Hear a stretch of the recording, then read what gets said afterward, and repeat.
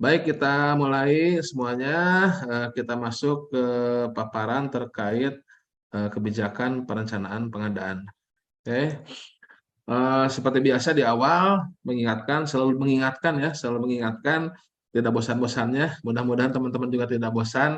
Dalam artian ketika ada pertanyaan-pertanyaan ya terkait pengadaan barang jasa pemerintah di setiap tahapan, baik itu di perencanaan, baik itu di proses pemilihan ataupun di pelaksanaan kontrak. Nah, tolong secara mendasar kembalikan terlebih dahulu ke tujuan pengadaan ya. Baru kita lihat aturan-aturannya. Tapi yang paling penting itu bagaimana apa yang dikatakan dalam tujuan pengadaan.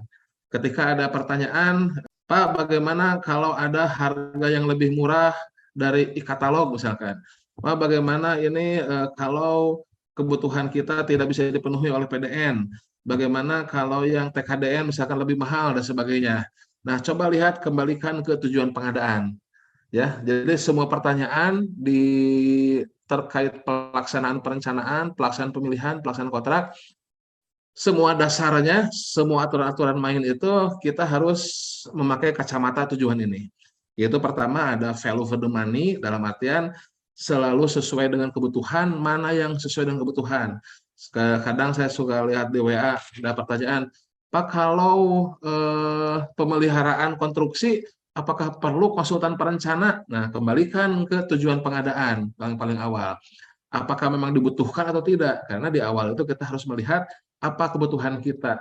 Semua hal yang kita lakukan itu harus sesuai dengan kebutuhan, tidak boleh berlebih. Ya kalau tidak diperlukan berarti kalau kita mengadakan hal itu berarti berlebih. Tidak boleh kurang, kalau itu dibutuhkan tapi kita tidak melakukan ya berarti itu tidak sesuai dengan kebutuhan. Nah, tinggal ada justifikasi teknisnya. Ada professional judgment-nya. Kenapa? Ini walaupun hanya pemeliharaan, tapi perlu konsultan perencana misalkan. Jadi awal kembali ke tujuan pengadaan. Yang pertama adalah sesuaikan dengan kebutuhan kita dari sisi kualitas, cocok nggak barang yang kita adakan tuh spek kita yang buat itu dengan kebutuhannya sama tidak. Kemudian dari sisi kuantitasnya, jumlah yang kita butuhkan dengan yang akan kita adakan. Kemudian dari waktunya, kapan kita melakukan pengadaan dan kapan kita pelaksanaannya tepat tidak, berapa lama pelaksanaannya, biayanya, lokasinya, dan penyediaannya. Itu ya. Jadi semua pertanyaan itu coba tolong pakai frame awal adalah tujuan pengadaan. Nanti selanjutnya lihat aturannya bagaimana. Kemudian terkait peningkatan produksi dalam negeri, kita tahu ada prioritas. Kalau memang kebutuhannya, nah kembali kebutuhan. Kalau kebutuhannya memang bisa dipenuhi oleh PDN ya, maka tentunya harus menggunakan PDN. Apalagi kalau yang menjadi prioritas utama kalau bisa dipenuhi oleh produk-produk yang ada TKDN-nya. Jadi PDN itu ada yang sudah tersertifikasi TKDN dan ada yang belum seperti itu. Nah, kita melihatnya dari mana? Dari kemenperin.go.id, tkdn.kemenperin.go.id. Download tuh Excel-nya tuh. Nah, kalau barang jasa kita sudah ada TKDN-nya, apalagi sudah lebih dari 40%, maka itu wajib gitu kan kalau kita atur seperti itu. Karena kebijakannya adalah kita harus meningkatkan PDN. Nah, namun PDN itu kita identifikasi lagi, oh ada yang sudah ber-TKDN, ada yang belum. Kalau sudah ada ber-TKDN, apalagi di atas 40% TKDN plus BMP-nya, maka itu wajib dipakai. Tapi kalau belum yang 40% TKDN plus BMP-nya, misalkan TKDN-nya baru ada saja, ya itu berarti prioritas selanjutnya. Belum ada yang ber-TKDN, tapi ada yang PDN, berarti selanjutnya ya itu PDN yang kita pakai. Bagaimana pencatatannya? Ya silakan itu menyesuaikan ya. Kalau memang belum ber-TKDN, berarti itu produksi dalam negeri ya. Masalah TKDN-nya mau dicatatkan itu masih 0% atau 100%, ya tentunya itu ada beberapa sudut pandang ya. Kalau dari sudut pandang legalitas, kalau dia PDN tapi belum ber-TKDN ya produksi dalam negeri memang, tapi belum tersertifikasi. Ya bisa saja itu berarti belum tersertifikasi, bisa saja nol TKDN-nya berarti, tapi produksi dalam negeri ya. Nol TKDN itu bukan PDN, karena bisa saja dia produk lokal ya, pabrik di dalam negeri tapi belum sertifikasi. Nah, kita sosialisasikan tuh agar bisa ngurus TKDN-nya. Kemudian, apakah semua usaha mikro kecil itu PDN? Ya belum tentu juga. Kita lihat usaha mikro kecilnya jualan apa. Kalau usaha mikro kecilnya ternyata dia jualan barang impor, ya berarti bukan PDN gitu ya, seperti itu. Yang kita sasar adalah produk-produk dalam negeri. Nah, yang terutama dari ini yang selanjutnya yaitu produk-produk dalam negeri yang dari usaha mikro kecil ya dan koperasi. Itu juga ada angka 40% tuh dari anggaran agar bisa mengalokasikan produk-produk untuk usaha mikro kecil seperti itu. Kemudian meningkatkan peran pelaku usaha nasional, ini terkait tanda-tanda internasional ya, yang lain-lainnya harus tetap mengakomodir pelaku usaha nasional. Barang jasa hasil penelitian, ini dari dulu juga nih. Coba tolong para PPK, user mulai explore juga, ya, biar penelitian kita tuh maju ya. Ya di YouTube banyak tuh cerita tentang ya bagaimana ketertinggalan kita, penelitian kita ya, bicara di perguruan tinggi ya, baik negeri atau swasta gitu kan. Memang sekarang digenjot dengan akreditasi harus banyak penelitian. Nah, tapi kalau banyak penelitian tapi tidak masuk ke pasar itu juga menjadi bottleneck juga. Nah, kita bantu agar bottleneck tersebut bisa selesai dengan kita eksplor mana produk penelitian yang bisa kita pakai dalam pengadaan kita. Ini masuk ke pengadaan yang sudah dikecualikan ya, ada aturan main tersendiri untuk penelitian. Kemudian industri kreatif juga, ini pengadaan yang dikecualikan tuh untuk karya seni, festival, seni budaya dan sebagainya. Mewujudkan pemerataan ekonomi, memberikan perluasan kesempatan berusaha ya melalui sistem katalog lokal sekarang dalam pengadaan ya. Kemudian terakhir satu lagi saya ingatkan kembali pengadaan yang berkelanjutan. Pakailah barang-barang yang ramah lingkungan, barang-barang yang ada aspek ekonominya, bisa total cost ownership, bukan hanya murah belinya, tapi selama makainya murah juga biaya pakainya dan sebagainya. Itu ya kembali mengingatkan ya. Jadi ketika kita ada tanda kutip ada permasalahan ataupun ada pertanyaan-pertanyaan ya, silahkan kembalikan terlebih dahulu ke tujuan pengadaan.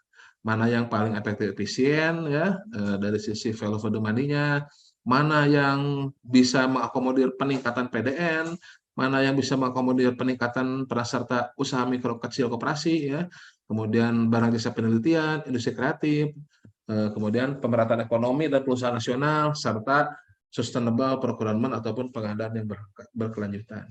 Nah itu seperti biasanya poin-poin awal mengingatkan kembali. Jadi dalam melakukan pengadaan kita harus tahu tujuan utama kita apa gitu kan, sehingga semua yang kita lakukan itu harus menuju ke sini gitu kan. Makanya kita harus mengetahui, harus kita internalisasi ya, harus kita laksanakan tujuan kita dengan kebijakan-kebijakan pengadaan yang mengarah ke tujuan ini. Yang pertama ya. Selanjutnya, nah mengingatkan kembali ada pelaku pengadaan, ya ini terkait nanti dalam proses pelaksanaan pengadaan.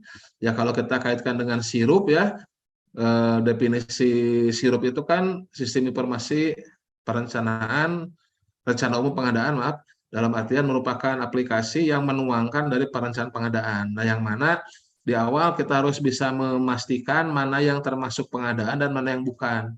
Nah, salah satu ciri pengadaan barang jasa ataupun kegiatan yang membutuhkan pengadaan barang jasa tentunya bukan hanya sekedar melihat ke definisi, yaitu kegiatan pengadaan yang dilakukan di KLPD yang dananya dari APBN gitu kan, mulai dari perencanaan, mulai dari identifikasi kebutuhan sampai dengan serah terima ya. Nah, tentunya untuk melaksanakan proses pengadaan itu harus ada para pihaknya. Kalau kita melakukan dengan swakalola tentunya ada tim penyelenggaranya. Kalau kita melakukan dengan pemilihan penyedia, tentunya ada yang mengeksekusi pemilihan penyedianya. Siapa yang melakukan pemilihan penyedianya? Kalau dengan pengadaan langsung, tentunya oleh pejabat pengadaan. Kalau melalui purchasing sampai dengan 200 oleh pejabat pengadaan, di atas 200 oleh PPK. Kalau tender cepat tentunya oleh Pokja seperti itu. Tapi ya kalau untuk nanti sebagai topping tambahannya, kalau untuk fasilitas kesehatan tingkat pertama misalkan ya, nah itu nanti akan ada fungsi yang menjadi PPK atau fungsi yang menjadi pejabat pengadaan yang melakukan eksekusinya. Jadi tidak mengikuti seperti harus bersertifikat dan sebagainya ya.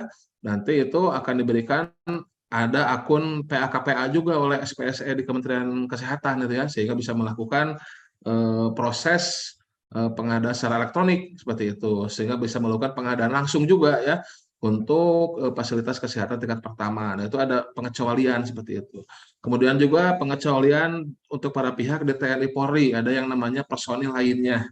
Personil lainnya itu ya tidak japung ya, karena kalau di TNI Polri tidak ada japung pengadaan. Nah, itu cukup memiliki sertifikat yang sesuai dengan kompetensinya, maka itu bisa menjadi eksekutor dari pengadaan barang jasa. Itu personil lainnya di TNI Polri. Nah, tapi kalau secara umum ya di KLPD secara umum tentunya harus ada PPK-nya ya, baik itu swakelola ataupun dengan pemilihan penyedia. Nah, PPK inilah yang membuat perencanaan pengadaan seperti itu. Nah, nanti PPK inilah juga yang mengisi di RUP di Sirup setelah selesai bikin perencanaannya. Nah, walaupun nanti bisa dibantu oleh operator RUP-nya ya seperti itu. Kemudian dibantu juga oleh pengelola pengadaan. Nah, ini pengelola pengadaan bisa menjadi staf pembantu PPK dalam membantu tugas-tugas PPK, bisa menjadi pejabat pengadaan untuk mengeksekusi pengadaan langsung, mengeksekusi purchasing sampai dengan 200, atau bisa menjadi Pokja juga. Nah, ini peranan besar para pengelola pengadaan barang jasa pemerintah ya, ataupun Japung pengelola pengadaan seperti itu. Kemudian juga bisa dibantu dengan tim teknis ya ataupun agen pengadaan untuk yang belum mampu dalam melakukan pengadaan. Nah, ini para pelaku dalam perencanaan secara khusus ataupun dalam perencanaan pengadaan ya. Dan juga masih suka ada yang bertanya yang mendasar, apa sih beda pejabat pengadaan dengan Pokja, dengan PPK dan sebagainya. Kalau Pokja dan pejabat pengadaan itu yang melakukan eksekusi pemilihan penyedia. Nah, bedanya pejabat pengadaan dengan Pokja apa? Kalau pejabat pengadaan itu hanya satu orang dan dia mengeksekusi dibatasi nilai sampai dengan 200. Yang mana sampai dengan 200 itu bisa melakukan pengadaan langsung sampai dengan 200 ya, penunjukan langsung sampai 200 oleh pejabat pengadaan dan purchasing sampai dengan 200 juga oleh pejabat pengadaan. Kalau Pokja melakukan pemilihan penyedia yang mana? Ya, melakukan penyedia yang di luar dari pejabat pengadaan tadi, melakukan di luar dari pengadaan langsung, yaitu tender, di luar dari penunjukan langsung sampai dengan 200, ya tender cepat, ya di luar dari purchasing, ya seleksi misalkan, ya jadi tender cepat, seleksi, nah itu dilakukan oleh Pokja, kelompok kerja, ya. Nah, pejabat pengadaan atau Pokja bisa diisi oleh para jakung, gitu, ya. Kemudian kalau pejabat membuat komitmen bagaimana? Kalau PPK itu tugasnya bukan di pemilihan, tapi di perencanaan dan jadi di awal dan di akhir, perencanaan dan di ujung yaitu pelaksanaan kontrak. Jadi karena pesertanya beragam ya, ada yang dari baru sampai dengan yang sudah senior. Ya untuk yang baru mudah-mudahan kita bisa belajar bersama-sama dari awal, ataupun untuk para senior yang sudah ahli ya kita review lagi lah sama-sama ya, biar bisa mengulang kembali hal-hal yang mendasar seperti itu. Silahkan kalau ada pertanyaan bisa langsung di chatbox ya. Kemudian pejabat pembuat komitmen apalagi tugasnya selain perencanaan dan pelaksanaan kontrak, ada pejabat pembuat komitmen dalam eksekusi pemilihan yaitu e-purchasing di atas 200 juta, yaitu oleh pejabat pembuat komitmen seperti itu. Nah, sebagai catatan juga dalam e-purchasing ya, tolong hati-hati untuk pejabat pengadaan dan PPK untuk sekarang ini karena proses bisnis dalam prakatalog sudah dipangkas hanya menjadi 2 tahapan, yang semula ada 8, 9 tahapan, yang semula ada kurasi, yang semula ada evaluasi, yang semula ada negosiasi di prakatalog oleh Pokja, yang mana sekarang tahapannya hanya tinggal 2 tahapan prakatalog, yaitu daftar SPSE dan penayangan produk ataupun upload produk. Maka ini saya titip ke para pejabat pengadaan dan para PPK yang melakukan eksekusi purchasing, tolong bisa membuat harga perkiraan ya. Walaupun di dalam Perpres memang dalam purchasing tidak diperlukan HPS, tapi makanya saya bilang di sini yang kita perlukan adalah harga perkiraan, atau dalam artian ya harga terbaik di pasar kira-kira berapa seperti itu ya. Nah, itu sebagai dasar untuk negosiasi. Karena nanti apabila untuk barang ataupun produk dalam katalog yang belum pernah dinegosiasi oleh teman-teman PPK ataupun pejabat pengadaan yang lain, tentunya itu belum ada histori negosiasinya. Tapi kalau sudah ada negosiasi, tentu akan ada histori negosiasinya. Nah, walaupun sudah pernah dinego oleh ataupun diverifikasi oleh PPK atau PP yang lain, tentunya akan lebih baik juga kita punya harga perkiraan yang update sekarang ini. Karena bisa saja pernah dinego, pernah diverifikasi oleh PP ataupun PPK sebelumnya, tapi sebelumnya kan waktunya kan mungkin beberapa bulan ataupun mungkin setahun 2 tahun yang lalu mungkin. Nah, sehingga kita perlu harga perkiraan yang update untuk melakukan negosiasi. Kemudian negosiasi juga ya harga ya kita negosiasi, tapi akan lebih baik Bapak Ibu punya sedikit banyak pengetahuan tentang negosiasi. Karena ya salah satu teori yang sederhananya kita bisa melakukan negosiasi berdasarkan supply positioning model misalkan ya, Kraljic gitu ya.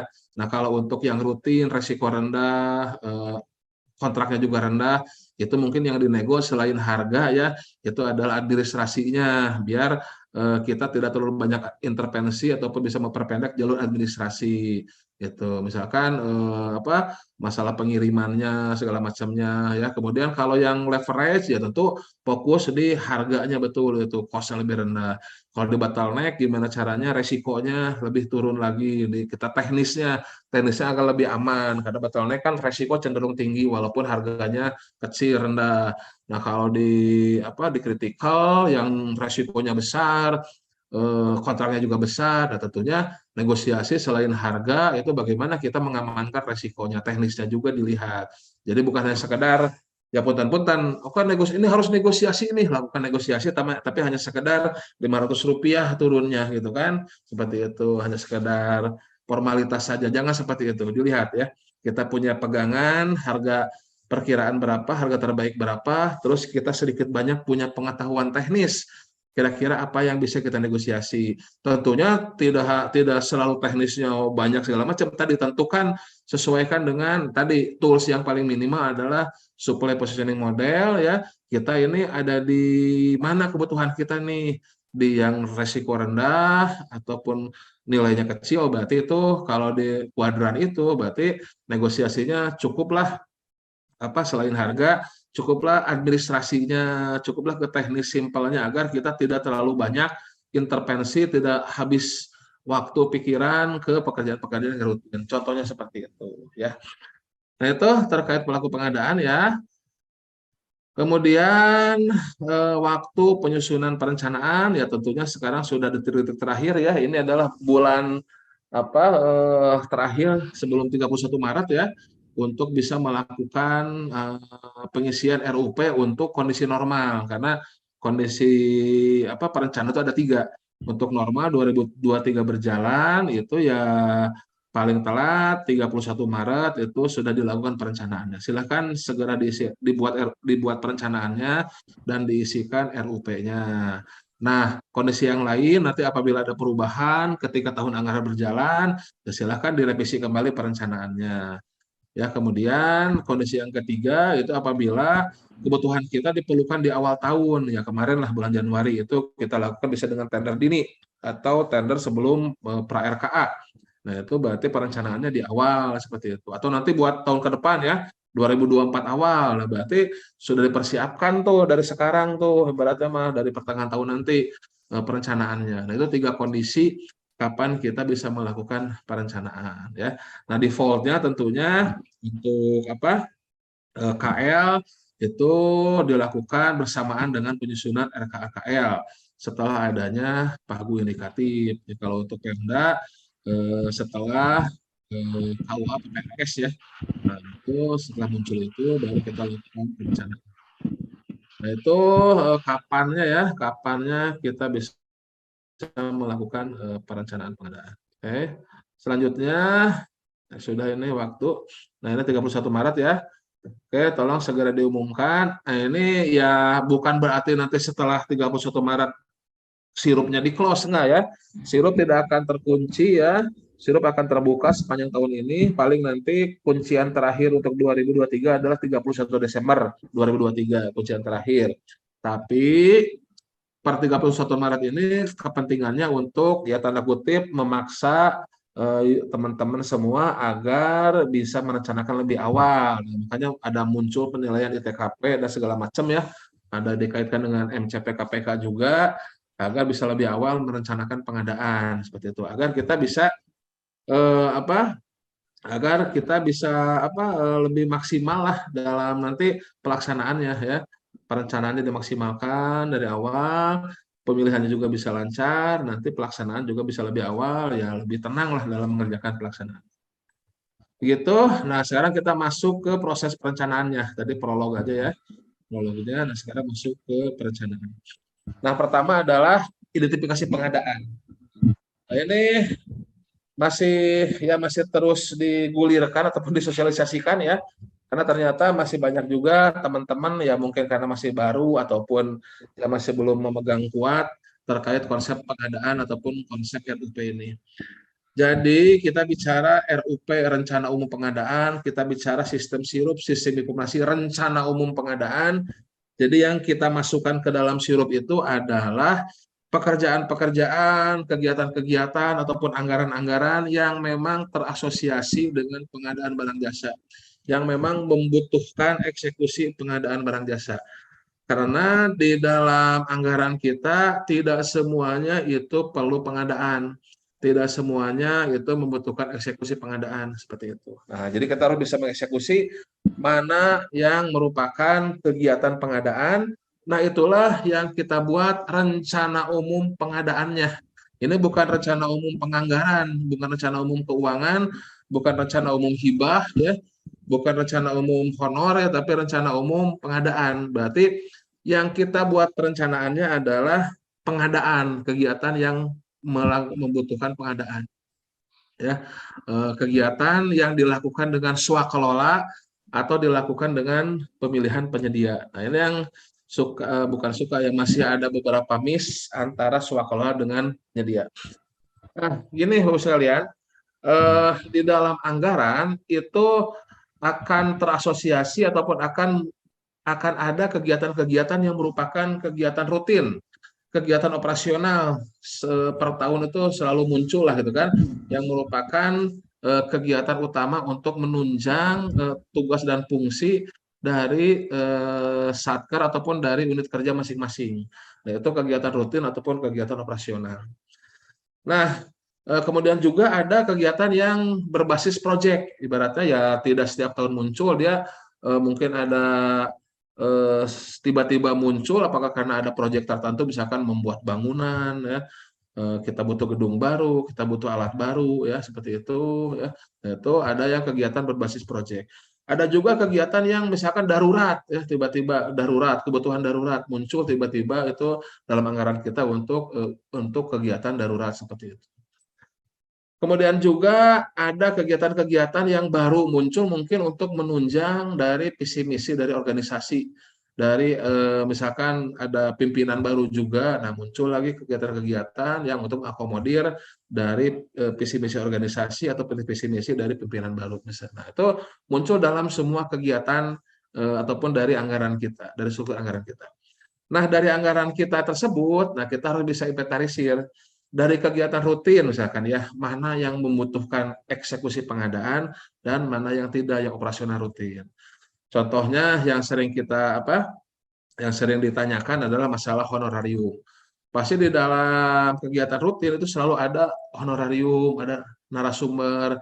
Kalau memang setiap tahun kita itu selalu mendatangkan narasumber, selalu mendatangkan ahli ya, misalkan kita undang dalam rapat, kemudian kita berikan honorarium, kita berikan fee sebagai narasumber ya, dan itu kegiatannya ya berupa rapat, dan itu selalu kita lakukan hal itu untuk mendukung tugas dan fungsi organisasi kita.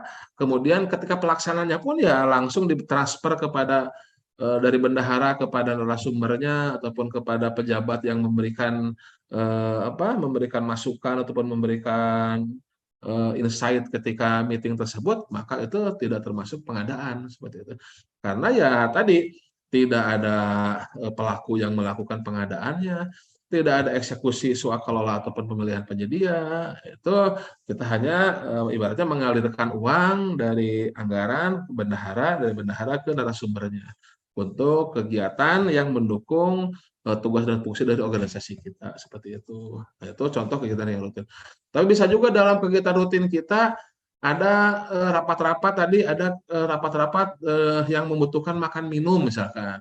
Nah, tentunya makan minum tersebut itu butuh penyedia, butuh pelaku usaha. Nah, eksekusi dari makan minum tersebut, nah berarti harus dilakukan pengadaan ya, dari yang tidak ada menjadi ada tuh makan minumnya tuh. Nah, dilakukan eksekusi melalui pemilihan penyedia, misalkan melalui bela pengadaan, misalkan belanjanya dari Gojek, GoFood yang dilakukan oleh bendahara melalui bela pengadaan aplikasinya.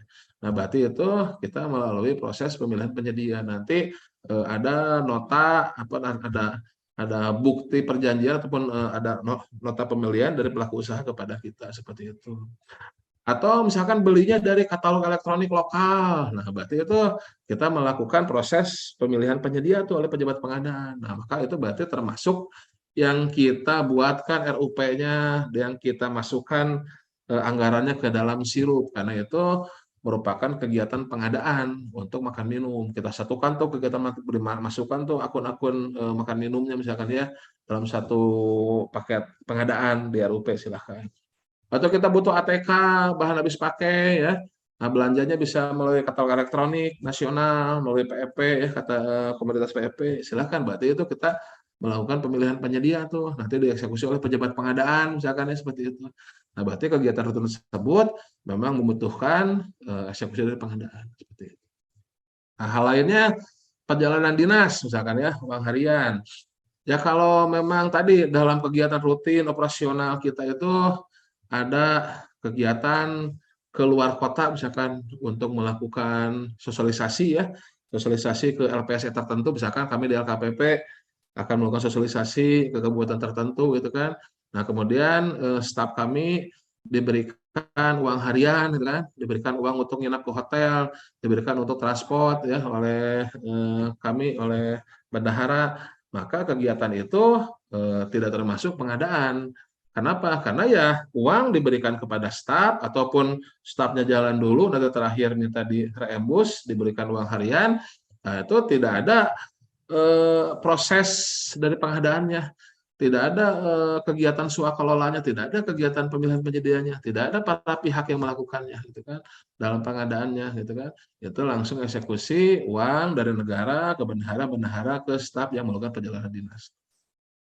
Begitu pula misalkan hibah, hibah untuk sekolah berbentuk BOS, hibah ke KONI gitu ya, uang transfer dari Pemda ke KONI. Nah, itu tidak ada kegiatan pengadaannya, tidak ada, itu sudah transfer aja. Kecuali kalau hibahnya misalkan dalam bentuk barang, mau hibah ke KONI berbentuk bola voli, bola basket, perbolaan misalkan ya. Nah, dilakukan pengadaannya dulu oleh Dinas Pendidikan dan Olahraga misalkan ya. Nah, berarti ada pembelian, ada pengadaan tuh misalkan ke katalog elektronik, membeli bola-bola itu, baru bola-bolanya diberikan ke KONI. Nah, berarti hibahnya hibah barang, yang mana pengadaannya dilakukan oleh Pemda, berarti dilakukan oleh KLPD.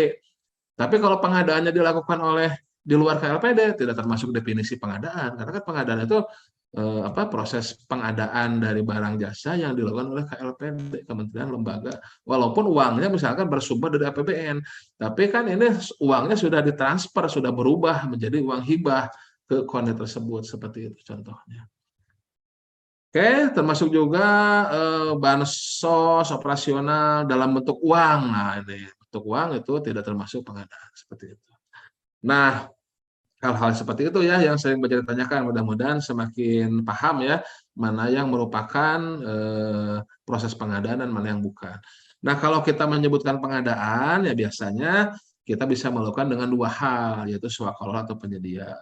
Nah, ini juga konsep swakelola ya. Nah, swakelola ya. Nah, ini sederhananya teman-teman semuanya ya, sederhananya ketika kita akan melakukan pengadaan gitu ya, kita akan melakukan pengadaan produk apapun, ya seperti kita akan belanja ya, dari awal tuh kita harus tahu apa kebutuhannya, kita butuh apa sih gitu kan. Ya seperti belanja untuk pribadi aja lah. Kalau kita ada kebutuhan kan, oh saya butuh misalkan alat untuk nempelin handphone di mobil di dashboard, misalnya itu kebutuhannya. Setelah itu kita harus tahu lebih spesifik lagi kebutuhan alat apa handphone handler itu di dashboard mobil itu yang bagaimana sebetulnya nih, yang nempel di spion kaca depan di tengah-tengah, yang nempel di dashboard depan depan setir, yang diselipin di AC, yang pakai magnet, atau yang bagaimana, yang yang nyedot nempel di kaca depan, atau yang bagaimana nih inginnya seperti itu. Nah, itu kita harus tahu tuh kebutuhannya tuh. Nah, baru setelah tahu kebutuhan dan persyaratan-persyaratan dari kebutuhan, requirement lah gitu ya, kebutuhannya, persyaratannya, maunya dari kita selaku user tuh apa sih butuhnya? Oh, yang begini. Karena tadi itu kan handler telepon di mobil di dashboard itu kan bisa beragam, bisa nempel di kaca depan, nempel di spion tengah, nempel di AC, nempel di dashboard, yang mau bagaimana bentuknya, mau ada yang pakai baut, ada yang pakai magnet, ada yang pakai plastik yang hisap itu, mau yang pakai yang bagaimana tuh kebutuhannya. Nah, kita setting tuh. Oh, oke, pinginnya seperti ini. Misalkan, oh saya pingin yang bisa nempel di tengah-tengah, misalkan di blower AC misalkan. Oh, berarti yang bentuknya harus ada kayak klip seperti itu. Oh, saya pingin nempel di kaca, oh berarti yang bisa nyedot itu misalkan.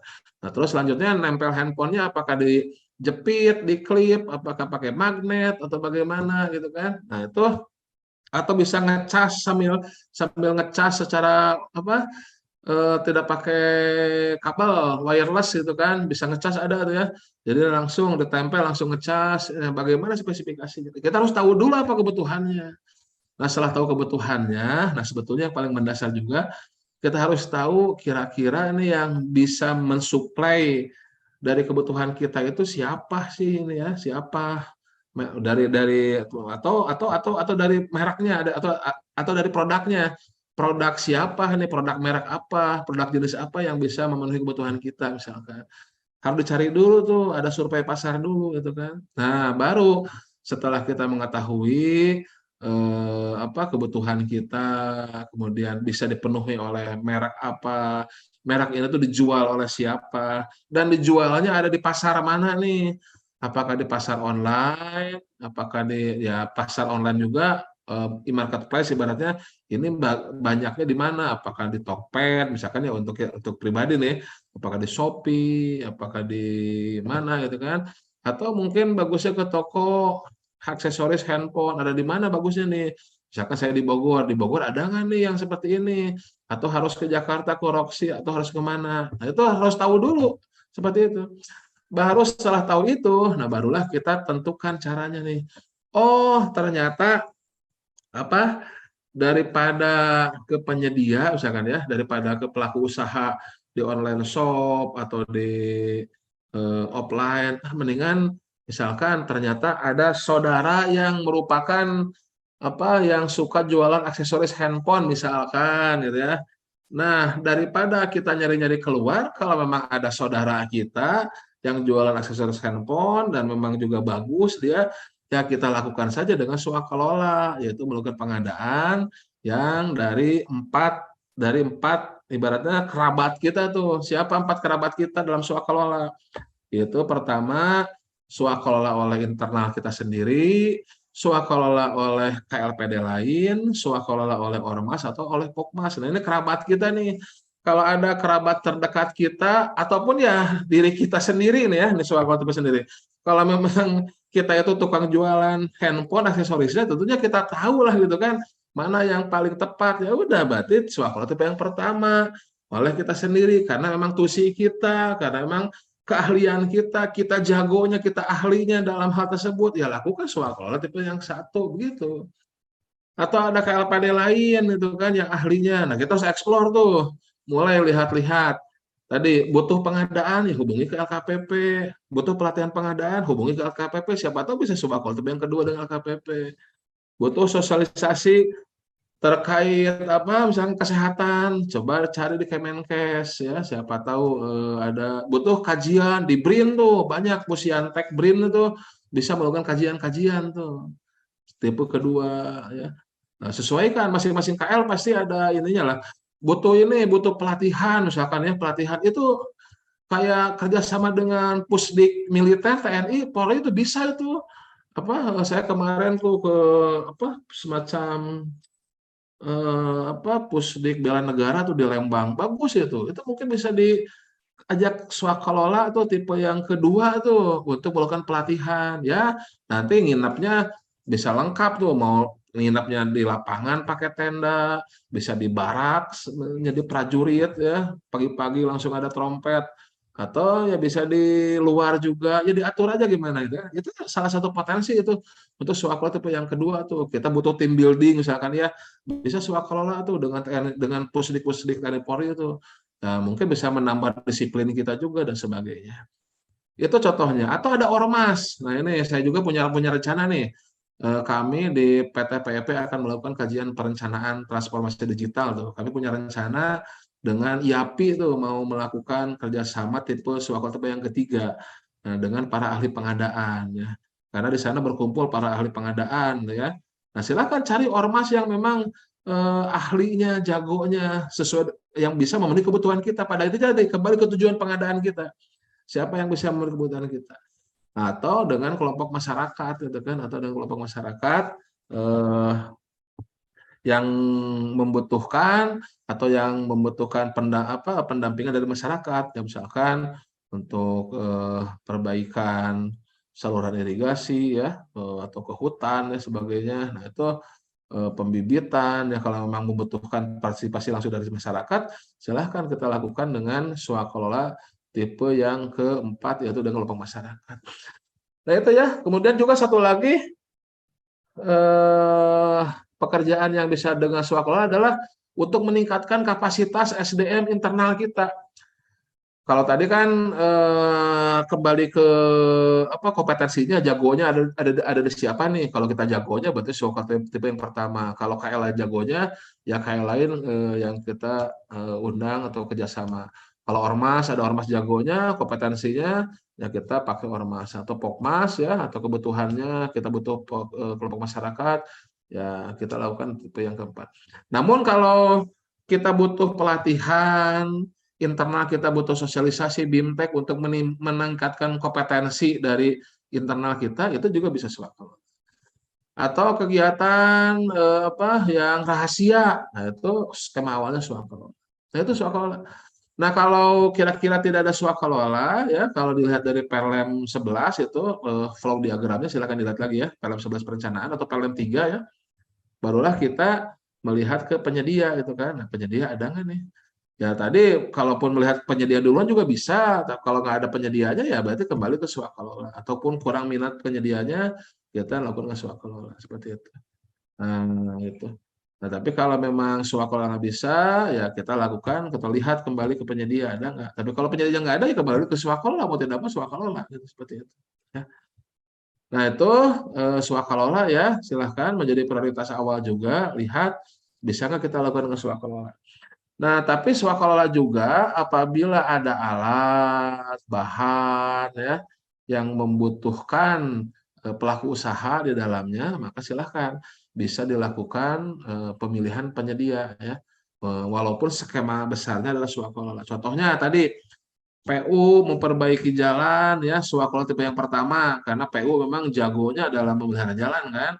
Namun butuh alat bahan tuh dalam pelaksanaannya, misalkan butuh butuh dump truck, butuh aspal. Nah, kalau sudah tersedia di katalog silahkan. Walaupun skema globalnya swakalola tipe yang pertama untuk pengadaan alat, bahan yang bisa lewati purchasing, maka lakukanlah penyedia dalam swakalola. Jadi nanti di tagging di sirupnya kalau ada swakalola tapi di dalamnya ada beberapa yang melalui penyedia, maka itu kita pisahkan menjadi penyedia dalam swakalola. Walaupun kegiatan globalnya adalah swakalola. Seperti itu ya. Nah, kemudian kalau memang tidak bisa swakalola, maka kita lakukan pengadaannya melalui penyedia dengan melakukan pemilihan penyedia. Jadi kalau kita menyebut men-tagging itu penyedia, berarti harus ada pemilihan penyedianya. Dengan cara apa pemilihan penyedianya nih? Apakah barang jasanya sudah ada dalam katalog elektronik maka lakukanlah e-purchasing. Tentunya ada pelaku yang mengeksekusinya, yaitu pejabat pengadaan kalau sampai dengan 200, PPK kalau di atas 200, nah itu e-purchasing.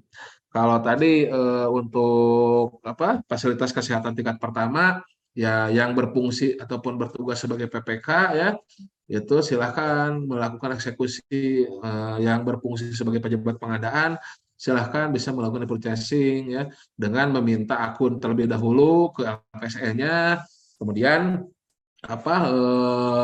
nanti diberikan akun SPSE, kemudian tayangkan dulu RUP-nya ya, kemudian baru eksekusi lewat e-purchasing. Nah, itu kalau untuk fasilitas kesehatan tingkat yang pertama. Nah, tapi bagaimana kalau barang jasanya tidak ada dalam katalog elektronik? Boleh nggak kita keluar dari katalog elektronik? Boleh nggak kita melakukan di luar dari purchasing? Ya boleh. Kalau nggak ada di dalam katalog elektronik ya silahkan kita bisa melakukan pengadaan langsung ya oleh pejabat pengadaan. Nah, kalau untuk fasilitas kesehatan tingkat pertama tadi yang dana kapitasi BPJS ya itu kalau dilakukan di luar non purchasing ya ataupun di luar elektronik maka itu harus ada surat dari UKPBJ-nya terlebih dahulu ya. Ya bersuratlah sedikit banyak gitu ya. Bersurat sebagai monep aja lah gitu kan sebagai akuntabilitas saja ya bahwa pengadaannya akan dilakukan dengan pengadaan langsung kalau memang tidak bisa dengan e-purchasing seperti itu. Atau masuk ke kondisi darurat. Ini obatnya ataupun alat kesehatannya dalam darurat nih kondisinya, ya berarti bisa penunjukan langsung. Tapi bukan untuk harusnya kalau bisa diprediksi ya rutin ya tentunya harusnya tidak terus-menerus darurat. Harusnya yang kedaruratan yang sudah berulang harusnya bisa direncanakan. Jadi darurat itu yang tidak direncanakan, tidak bisa direncanakan, yaitu silahkan dengan penunjukan langsung. Kondisi tertentu ya, konversi mendadak, rahasia, pertahanan negara ya.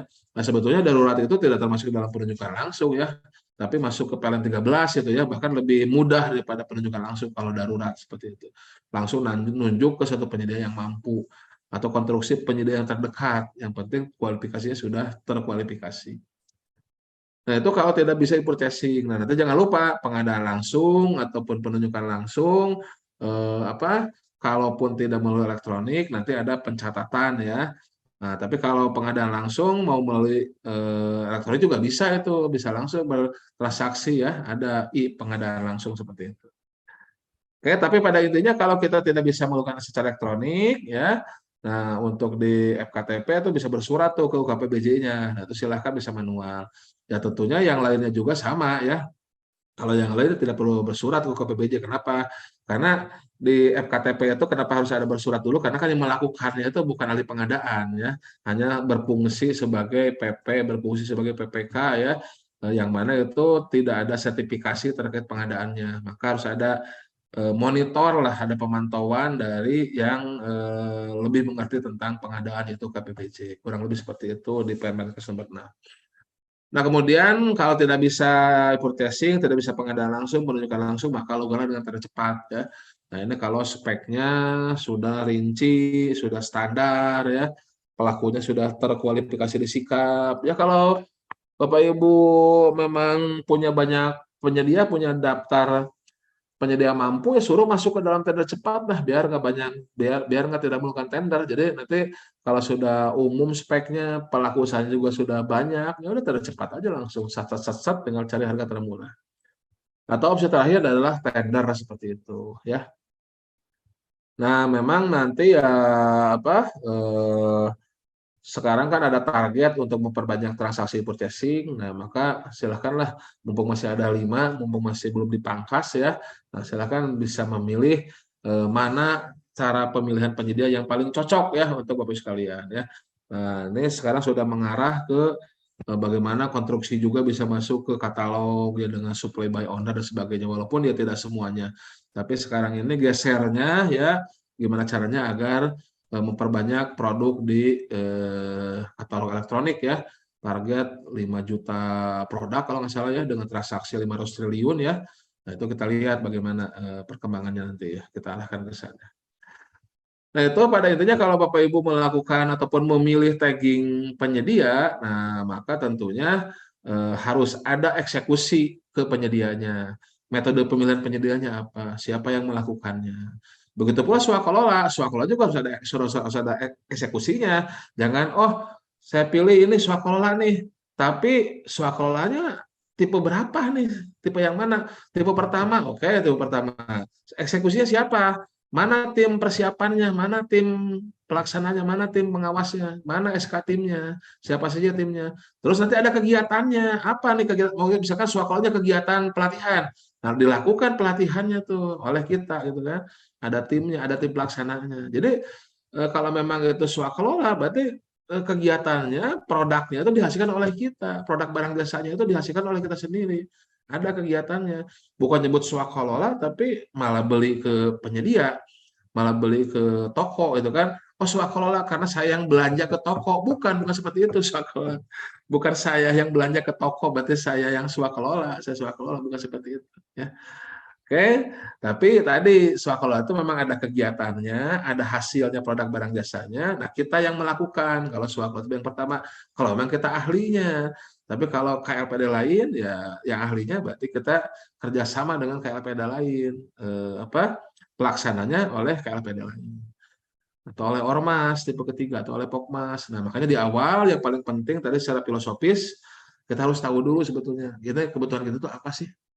Siapa sih yang bisa memenuhi kebutuhan kita?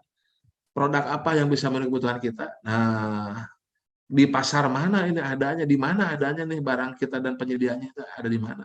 Nah, baru kita bisa memikirkan cara melakukan pengadaannya. Oh, ternyata penyediaannya nggak ada gitu kan. Pasarnya nggak ada. Kita yang bisa itu kan. Ataupun kayak lain yang bisa. Nah, berarti swakalola. Ormas nih yang bisa nih. Tenaga ahli sangat jarang ini.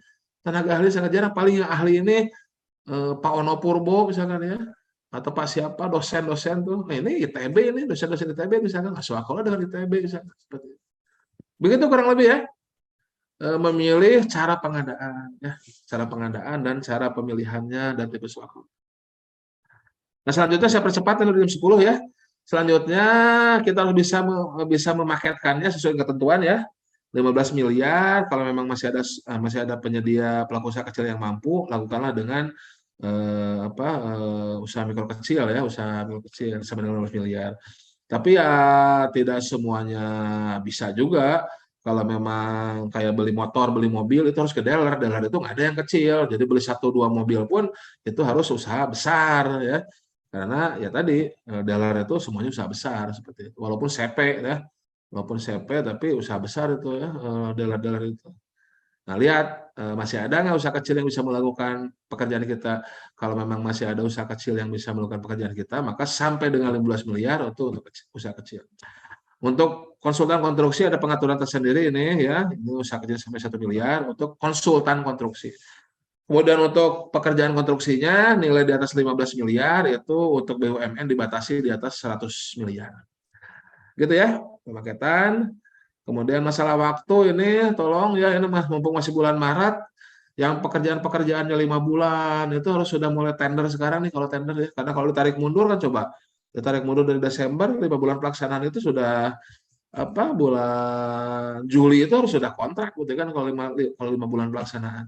Kalau 3 bulan pelaksanaan berarti bulan Agustus sudah kontrak tuh Agustus itu ya.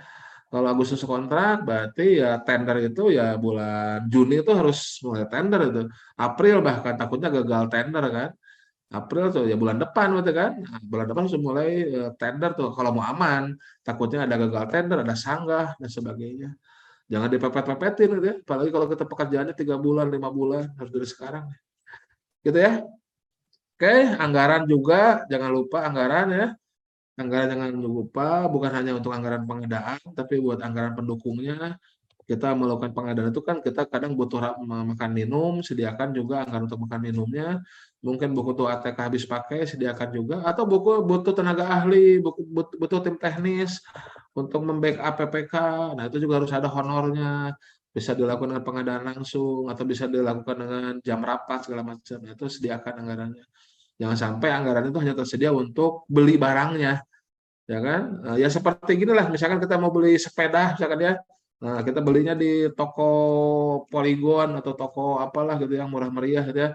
Tapi kan kita perlu ke sana tuh perlu ada bensin, perlu ada akomodasinya ke sana kan, tidak pakai pintu ajaib Doraemon dari rumah tiba-tiba langsung ke toko, enggak kan, tapi harus ada transportasinya ke sana segala macam. Nah, biaya pendukungnya harus ada seperti itu. Gitu ya. Nah, itu yang dapat saya sampaikan terkait kebijakan perencanaan. Nah, silakan apabila ada pertanyaan ya, bisa angkat tangan ataupun bisa menuliskan chat box.